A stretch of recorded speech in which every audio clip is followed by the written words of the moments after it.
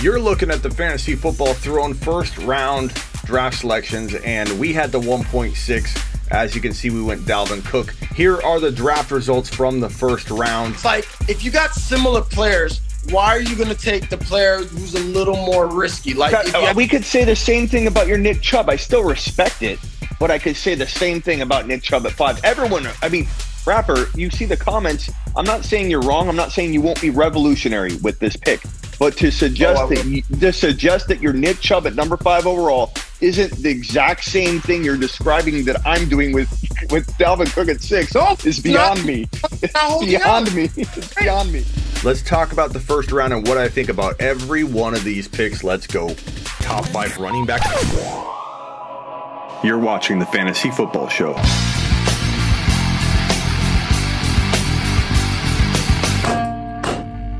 Take a lap.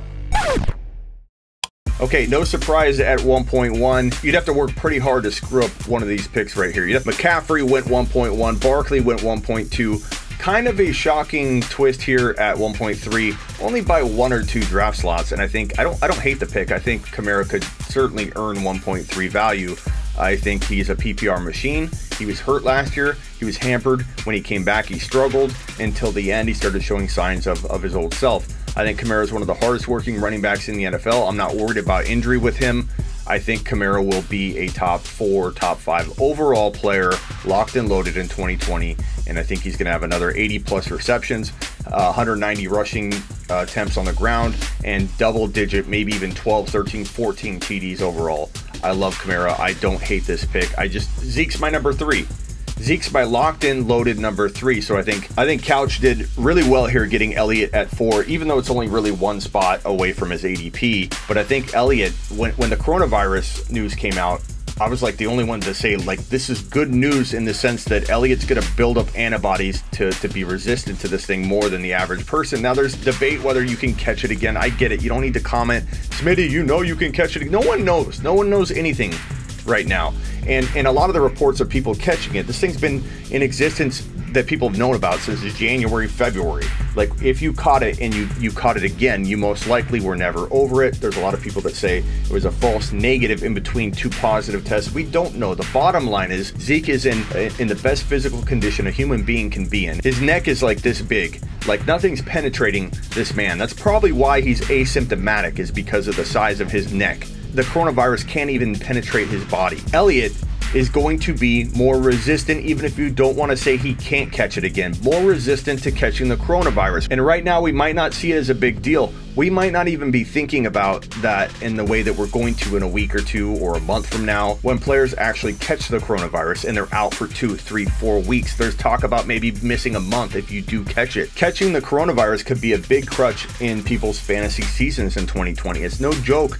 And Elliott could be one of the safest players, especially if you have Pollard, to draft in 2020. I'm not saying I'd take either ahead of Barkley or McCaffrey, but that doesn't mean that Elliott and Pollard together, especially with the consideration that he might not catch the coronavirus again, he might be the safest running back in 2020. 1.5 Nick Chubb is definitely a shocker. We kind of knew it was coming because we know the rapper's content and he had talked about this before, so it wasn't like out of the blue for us, but it's still shocking to see. Nick Chubb is a very high 1.5 pick. I think the comments and everything we were reading, people pretty much agree with that in general.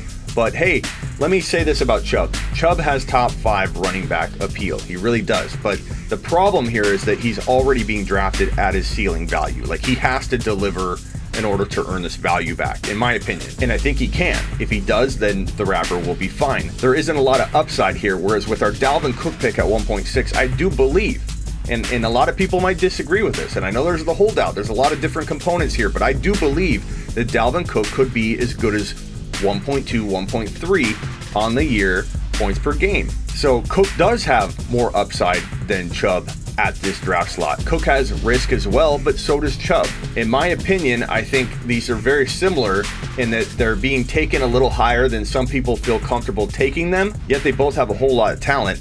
And so the rapper and I debated this right here. Let's rap, rapper. What's up, man?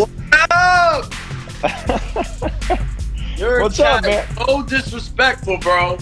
Bro, Bro, it goes two ways though. Like I'm on board with you. Like I'm gonna tell both of you guys to chill, not just you. I'm telling my people, like, don't do that. Don't say that. Like that's me. That's coming from me. But like it takes two to freaking tango, bro. You may not think coming in and saying that Cook pick was horrible isn't gonna drive someone into that mode, but it does sometimes. You know what I mean? So you gotta understand that that's gonna trigger a few people. Let me explain why it's a horrible pick. But I'm just saying, from that perspective, like I know you were taking it out on my followers saying that they were attacking you, and they were, but it was slightly egged on. You know, it was a horrible pick. Like, but let's debate. Like, if you came and did the same thing to me, I'll be like, Smitty, come on, speak your mind. I want to know why it's a horrible pick. Sports is about debating. We're not gonna agree on everything. We're not gonna agree on a lot of things. So, but just be like, dumbass, blah, blah, blah, blah, blah, and talk about personal. But here, I'm going to explain to you, forget all that. I'm going to explain to you why it was a horrible pick. I'm going to explain to you why it's a horrible pick, okay? First of all, at least for me, when you're talking about the first round, this is your running back one. You just finished saying that you didn't like the running backs at the end of round 2. So that means if Cook gets injured like he's done every year, now you are going to take a huge hit, assuming that you don't get Madison. And even if you get Madison, we don't know if he's going to be Cook, but he probably will. But the security of the first pick, the first round pick, is so important. And if you have similar backs, like a Mixon, or let's take Mixon out because he's in a holdout situation, but like Jacobs, if you could get similar production, because Jacobs was a beast on the field, why not go with the safer player? The other reason is the holdout. Okay, so a lot of people are saying this holdout is not a big deal, but I don't think people, and I haven't heard anybody mention this because I looked into it. The holdout, I'll tell you why it's very possible. The holdout is very possible because, yes, he will not accrue a season, right? But if he holds out, he will only have to play one more season, which is the same thing if he doesn't get a contract anyway. He'll still have to play one more season. But he will be an unrestricted free agent. So he could hold out and still get a lot of money next year and then get the big contract either way. So there is still a good possibility he could miss games. So if you're talking about somebody at 6, when Michael Thomas, and I'm with you, I don't like really picking receivers early, but Michael Thomas is elite, Davante Adams is elite, and again, you got a similar guy like Josh Jacobs. I would go with the safer player who's not injury prone. Well, he did get injured. But bro, Chubb, you took Chubb at 5 though. Like I understand where you're coming from, but from that perspective, I would not expect that perspective to come from somebody that took Chubb at 5. The whole world's like, because how is that not risky in itself? Like how is he not risky at 5? Chubb has a cemented role, has never missed a game in injury, and he's guaranteed 20 touches. Kareem Hunt is going to ball. By the way, I'm not one of those people that's like, I love Nick Chubb, I hate Kareem Hunt. Kareem Hunt's going to ball too, but you're talking about an offense that will probably lead the league in rushing. And regardless, Kareem or not, he's going to get 20 touches. And I like Chubb. I like Chubb too. But I don't know about 5. I feel like there's safer players there. And that's arguable. Like I understand that. Well, so is Cook. Like just like yours is arguable. To suggest that Cook is a bad pick at 6, like your points that you make, they're arguable. I understand them, and I weigh them out. But I think you're missing the fact that other people don't share the stance you do on the holdout. So it's an arguable thing. Like a lot of people think, no, he's not. This is going to be back to normal where running backs we call their bluff and they show up. That's your opinion on it. So if you take that part out, and if it's all injury, I get that too. That's arguable too. But I'm just saying, like, look, I love Cook. When he plays, he's going to ball out. Like, talent is not a thing. But if you add both the injury factor and the holdout, which is real, by the way, because allegedly they're far apart, and they do have a running back like Madison. Like, that's 2 big red flags to take at 6. Chubb, the only red flag you have is this illusion that people are saying of Kareem Hunt, but it's not real. It's an illusion. And I've supported that, saying the reason I worry, and you could say that I don't have evidence for this, whatever. And honestly, you know what? I'll take away your ammunition and say that call part of it gut instinct, call part of it just me playing fantasy football professionally for 16 years and knowing what type of running back is more susceptible to injury, and it is a Nick Chubb that's so aggressive. He tackles people when he has the football. They don't tackle him. And he takes. There's no science behind that. He took on. Never missed games. That's back in the day, bro. When guys, the running back was different. Derrick Henry hasn't missed any games. But I'm just saying that. Name all the physical backs, but that's not valid. You're saying that, but there's no validity to your point. There's no validity to saying that Chubb's going to for sure hold out. You don't know. You're speculating. All this is speculation.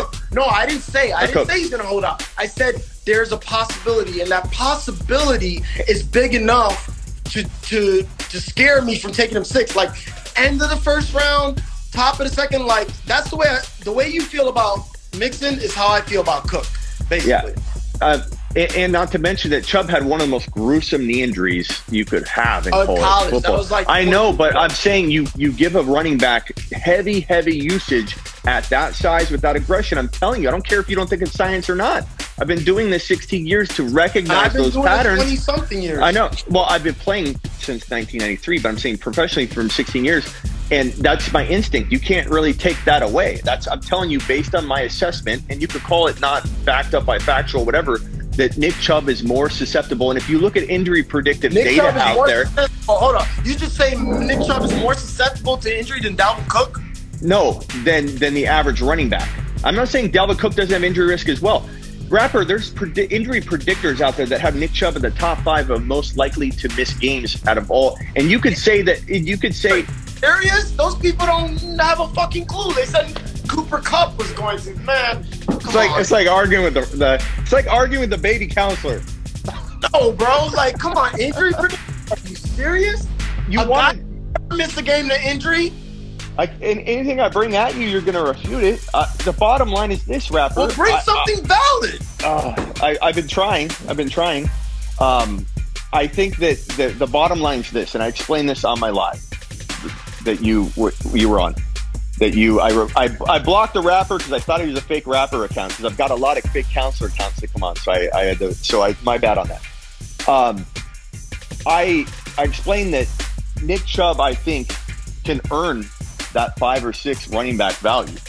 So I don't think you're in a position where like you absolutely fail, but I think he has more risk than other players that would have more ceiling. Like, for example, Dalvin Cook has the potential to be the number 2 overall running back in fantasy football. Nick Chubb could be number 1. And that's perception. That's fine, and I'm okay with that stance. I like it. I'm all for it. Be bold. I like the differing opinion. I think where people go wrong is calling someone else's opinion like completely horrible and wrong when neither of us know, dude. I disagree. It's not I disagree. I just think it was a horrible piss based on the risk factors. Look, I love Cook, and I agree. He could be a top 3 running back. He could. He was top 2. He got injured like he always does. But I'm just saying, if you had not 1 but 2, you have the injury risk and the holdout. That's what made it a horrible pick. But the whole world disagrees with you. So I'm saying, because he had a number 3 overall ADP before the holdout talk. So the holdout's the only reason that people are dropping him. He was number 3. He passed Zeke Elliott on all ADP data before this holdout talk. So all I'm saying is the whole world sucks at fantasy football. But I'm just to call it a horrible pick at 6 when the holdout is the only reason he dropped from 3. Well, let me say something. First of all, I did that to ruffle feathers, and apparently it worked. Horrible is probably a strong word. Okay. But pretty bad, only because you got the 2 things. Just because it's like the Julio debate. The way me and you both felt about Julio. It's like, if you got similar players, why are you going to take the player who's a little more risky? Like, we could say the same thing about your Nick Chubb. I still respect it, but I could say the same thing about Nick Chubb at 5. Everyone, Rapper, you see the comments. I'm not saying you're wrong. I'm not saying you won't be revolutionary with this pick. But to suggest that your Nick Chubb at number 5 overall isn't the exact same thing you're describing that I'm doing with Dalvin Cook at 6 is beyond me. It's beyond me. It's beyond me. It's this illusion of Kareem Hunt, which they're trying out at wide receiver right now.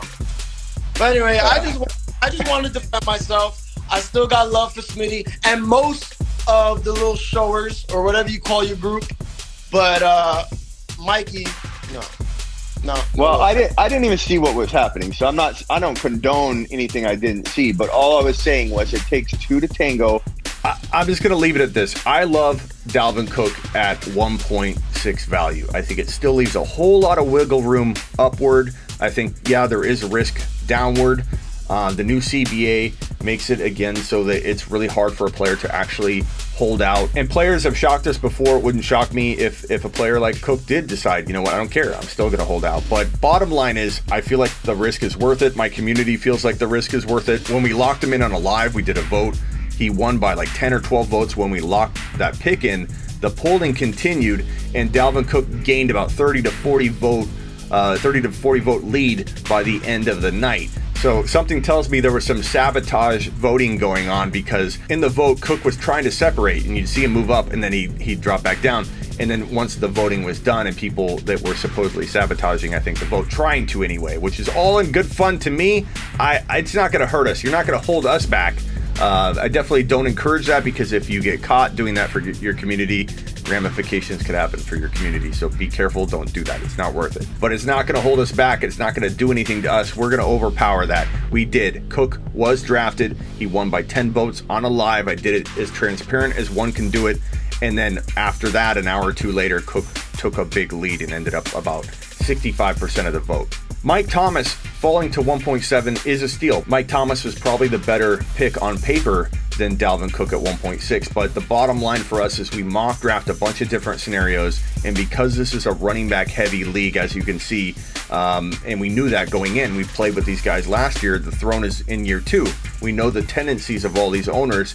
We knew that we'd be looking at a Thomas and a running back we didn't like in the second round versus going Dalvin Cook and potentially getting a locked and loaded running back we love, or a Godwin, a Chris Godwin type player. Maybe a Tyreek Hill even falls. We don't know.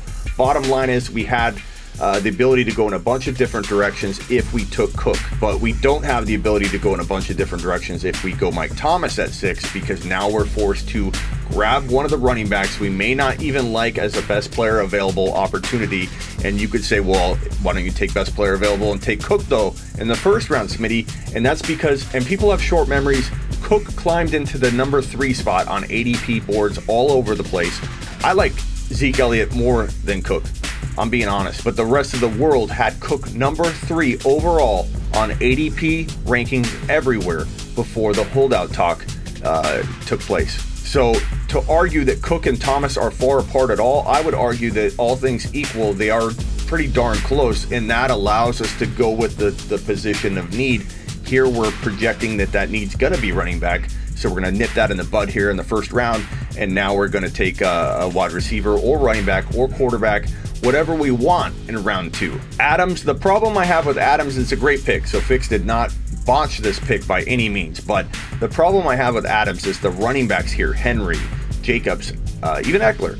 And I know a lot of people think Eckler's early, and I'll talk to that in a minute, but these running backs, I feel by the time this pick 1.8 is on the clock in the second round, the difference between the running back you can take here is far greater than the difference between Adams and a Godwin, who he could maybe get later on, or a Mike Evans. So for me, same thing. I think he was in the same boat we were in, and he's going to be hard-pressed to get the team he likes in the end based on going wide receiver first. This doesn't feel like a lot of other years where you can go wide receiver, and still like your team at the end of it all.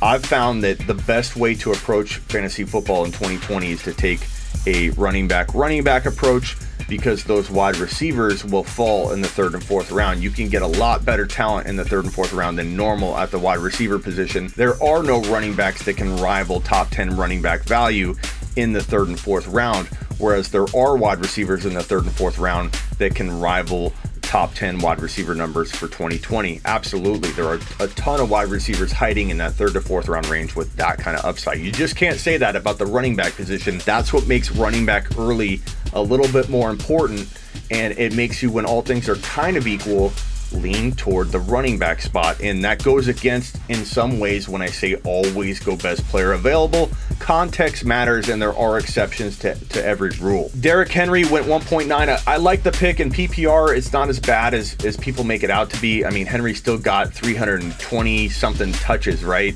So even if he gets 22, 25 receptions, maybe he gets 30 this year. You add that to a 300 carry total, and he's up there with players like, above players like Kamara in terms of total touches. The only difference is Kamara gets 81 receptions versus the 22, 25 that Henry's going to get. So that PPR difference is significant, and it makes Kamara more valuable. But the bottom line is Henry at 1.9, you're diluting that, oh, it's a PPR league type mentality. You're diluting all of that when you're talking 1.9 value. You could argue the PPR argument at 1.5, at 1.6, but when you get to 1.9, 1.10, the advantage of PPR versus non-PPR kind of goes out the window, and Henry becomes, it's like an even playing field when you're talking about those running backs right there. I do like Jacobs a little bit better. I will say that. I don't like the Mixon pick here. I'm glad the defending champs took Joe Mixon because he's the one player I avoid at all costs at this type of value. I draw a line in the sand for every player. Eventually, I would take Mixon at some point. I don't know where that point is, to be honest with you, because I haven't seen it yet in 2020 drafts and any mock draft I've done. But I think Mixon at 1.10 is a very risky play. He busted through the first 8 weeks of last year, and you might argue that Joe Burrow is an upgrade, and I think overall in the end he will be, dynasty wise, long term wise. Joe Burrow I think is going to at least have some ups and downs to start the year, and I think Mixon might be set up for a lot of 8-man fronts in 2020, and he could potentially repeat the same beginning of 2019 in 2020. And because of that, because Jacobs is safer, because Ekeler is safer, Henry safer, I'm drafting all of those guys and a number of players over Mixon because they're just safer. It's not that I hate Joe Mixon. It's not that Mixon doesn't have the possibility and appeal to maybe earn this value. He can. It's about mitigating risk. It's about Jacobs didn't get any PPR work last year at all. And you could argue that as being a negative. I'm here to tell you that that's a positive because the team's been very vocal about they planned that. They didn't want to overwork him. They wanted to ease him into the offense, and he's going to get a boatload of PPR work more in 2020.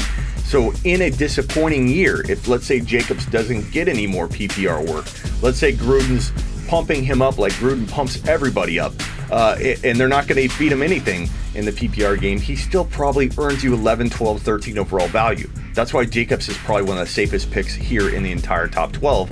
His floor value is right around where he's being drafted. That's phenomenal value. That made us contemplate taking him at 1.6. He was actually in our top 4 for the vote for the 1.6. The only reason he probably didn't win is because people felt uncomfortable going against what a lot of people would say, is his fitting ADP, where he should be, what should be the case. I mean, he was deserving of consideration there. Now, I will say I don't see him getting higher than top 5 for running back, so his ceiling value isn't too high from that 1.6, which is why we may have strayed away from him in general. But the great part about him is you don't have to worry too much about the lack of upside from that 1.5 or 1.6 value, because his floor drops very little even when he fails. So his range is so tight. There's no one in the top 15 that has a tighter range of floor and ceiling, and that makes him the safest player here. Ekeler, what Ekeler loses in receptions, because there's no Rivers laser locking onto Ekeler over and over, he will gain and make up for in rushing stats. Austin Ekeler's biggest rushing season was like 550 something yards. And honestly, when you consider he's probably, because he's now the between the tackles runner, going to get at least another 250 to 350, maybe even 400 more yards per season on the ground, that accounts for any dip in PPR work he might lose, losing his laser locking Phillip Rivers, who's as crucial to Ekeler as Ben Roethlisberger is to Antonio Brown and Juju. So I get it, but Tyrod Taylor is good for Ekeler. He dumps off to his running back pretty well. I think that, again, there will be a dip, but not a significant enough one to worry about because of the increased rushing. So I love the Ekeler pick. I think if he is healthy all year, which could be your argument, and I get that because he's never been a between the tackles guy, you know, for a whole year. He's 500 and something yards rushing max, right? I understand that, and I can accept that argument, but I disagree with the risk part there. I think he's going to hold up fine, and I at least take the bet on that. And Ekeler, to me, is one of the safest top 12 to 14, top 12 to 15 players overall, because I think even disappointing, he probably earns that value. And again, his ceiling, like Jacobs, is in that top 5 overall range. So I really like the Ekeler pick here. Now, we're just getting into the second round. If you want to be a part of the Fantasy Football Throne, especially vote for Team Smitty and draft my team for me, you guys come together, we do a poll, and I draft who you tell me, and then I take that team into battle.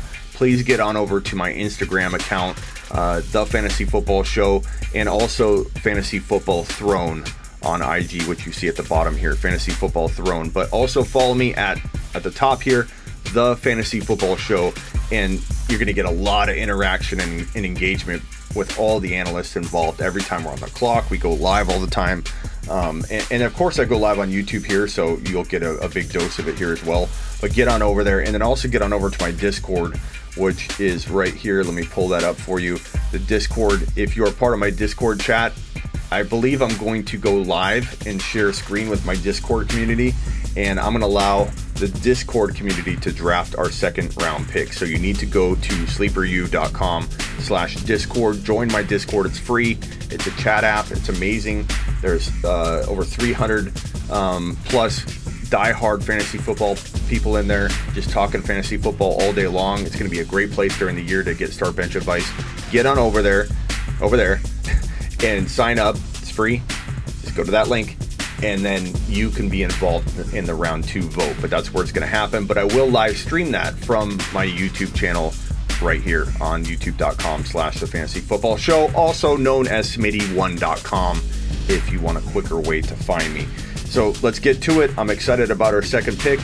Again, DeAndre Hopkins just went at 2.01, but this is a long 6 to 8 hour timer. The draft's going to take 3 to 4 weeks to get through. So if you've missed out on in day 1, day 2, you're not that far away from getting into the mix. It's just a click away, and you can be involved from round 2 on. So it's not too late. This thing will be a long draft, and it's one of the most exciting, fun drafts to be a part of. And I thank all the other experts and communities for being in the league. Go follow me, subscribe, follow, get some, and get on over to sleeperu.com for your bold predictions, rankings, and all that. Later, top 5 running back. You're watching the Fantasy Football Show.